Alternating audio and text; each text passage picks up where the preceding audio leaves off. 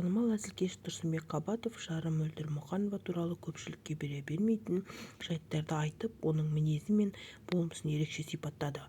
Ол Мөлдірдің балаларды тәрбиелеудегі рөлін, мейірімін және қаталдығын, өзара үйлесімін әзіл арқылы бейнеледі. Мөлдір, яғни балаларымның мамасы, күн сияқты. Күн 12 сағат бойы жарық беріп ысыса, Мөлдір 24-те 7 жарық беріп ысытып тұрады. Мөлдір тек қана ысытып қана қоймайды, кәдімгідей мейірімен күйдіріп жібереді бізді, деп күлді Тұрсынбек Қабатов. Оның бұл сөзі көпшіліктің назарын аударды. Киелерін кигізіп жібердік, мысалы. Ал біз ол кісілердің, мен кімді айтып отқанын біліп отқан шығарсыздар. Үйі түгіл, шаңырағы түгіл, өзбекский кухняға апарып плов көрмеген бізге. Тұрсынбек Қабатов деген әйгілі адам ауылына, Алматыға барып тұрған уақытта мен сыйламай қойсын, Тұрсынбек Қабатов сыйлау керек. Себебі Тұрсынбек оның күйеуіне жұмыс берді, атын шығарды. Ол күйеуі сол тапқан табысын үйіне апарды. Оның жаңағы сөйлеп отқан әйел соның нанын жеді. Ол нанды бала шағасы жеді.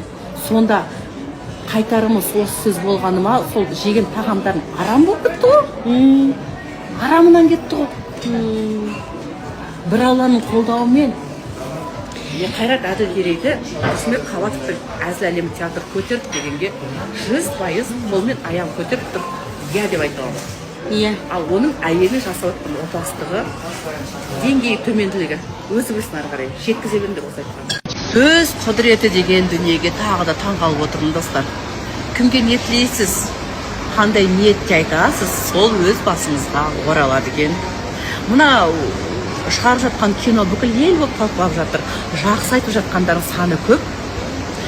Бір-екі негатив айтқан адамдардың сөзді еркетіп жатқандар да бар. Ол киноны көрсе де көрмесе де, иә. Сондықтан да айтылып жатқан әннің өзі бірден хит болып кетіп жатыр. Әндердің өзі. Ол да тұнып тұрған бақ. Мінекей, бұл кинода айтып жатқан әндерім де, жасап жатқан әрекеттерінің барлығы бақ болып басына қонып жатыр. Баққа ешкім таласа алмайды. Жоғардан келген бақ ол. Сондықтан сол келген бағымды көре алмай жатқан жандар ғой сөйлеп жатқан. Аллаға сан шүкір деймін, баршаңызға рахмет. Жаңағы әнді тағы тыңдап өтіңіздерші. Өте әдемі айтылған сөздер, әдемі тілектер. Бәріне тілекшімін, бәрі жақсы болсын. Очкилерін кигізіп жібердік, мысалы. Ал біз ол кісілердің, мен кімді айтып отқанын біліп отқан шығарсыздар. Үйі түгіл, шаңырағы түгіл, өзбекский кухняға апарып плов көрмеген бізге. Тұрсынбек Қабатов деген әйгілі адам ауылына, Алматыға барып тұрған уақытта мен сыйламай қойсын, Тұрсынбек Қабатов сыйлау керек. Себебі Тұрсынбек оның күйеуіне жұмыс берді, атын шығарды. Ол күйеуі сол тапқан табысын үйіне апарды. Оның жаңағы сөйлеп отқан әйел соның нанын жеді. Ол нанды бала шағасы жеді. Сонда қайтарымыз осы сөз болғаны ма, сол жеген тағамдарын арам болып кетті ғой. Арамынан кетті ғой.